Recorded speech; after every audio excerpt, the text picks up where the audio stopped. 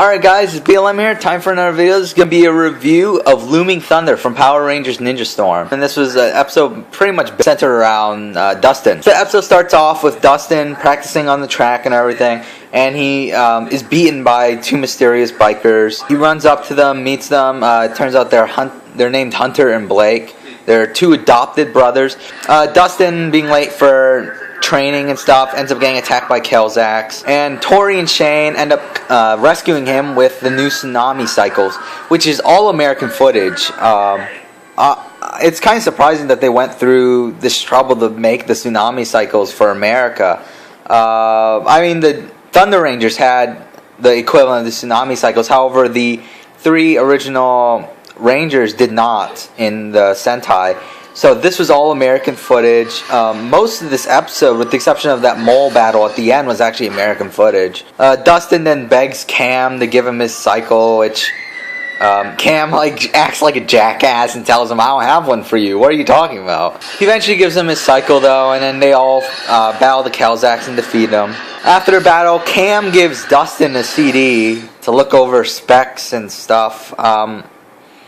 I never understood. I understand that Dustin is like the motocross guy and he should know about it, but should Cam really trust Dustin? I mean, Dustin is known as the dumbass of the group, yet you trust him with a CD that is really, really fucking important? Never really understood that. After that, a new monster, Terramol, is unleashed on the city. It starts making earthquakes and stuff like that. Rangers morph, attack him, but he escapes. Later on, Dustin introduces Blake and Hunter to the other Rangers. Shane has some bad impressions of them. He starts criticizing Dustin of being friends with them. And he also starts calling Dustin irresponsible because of him being late for everything. And I love how Dustin responds to this as, "I know I've been a bit of an airhead lately." I mean, like, lately? I think you've always been a fucking airhead. So he goes back to the track and races with Blake and Hunter until the Terramol attacks again. So he needs to go and save the other Rangers because they're getting really beaten. And I love how, like, right when Dustin's communicator goes off, like, freaking Hunter says, "Freaky watch, is that a compass?"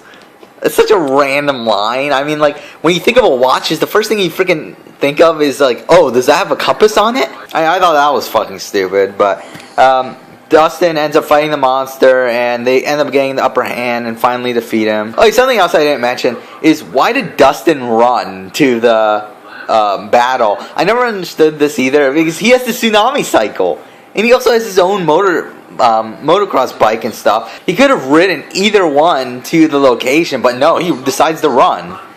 But whatever, yeah, Megazord battle, they end up beating him. Yeah, that's pretty much the end of the episode. I mean, Dustin and the other Rangers go to biking practice so they can master the tsunami cycle and stuff, and that's the end of the episode. I thought this was a pretty good episode. I mean, it's a filler, it's nothing really that special, but it's an episode I did enjoy.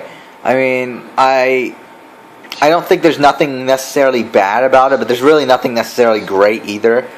Because of that, I'm giving this a score of a 7. It's a good episode, but it's very average, just nothing mind-blowing or anything, just a standard filler. Yeah, that's my review of Looming Thunder. Thank you for watching.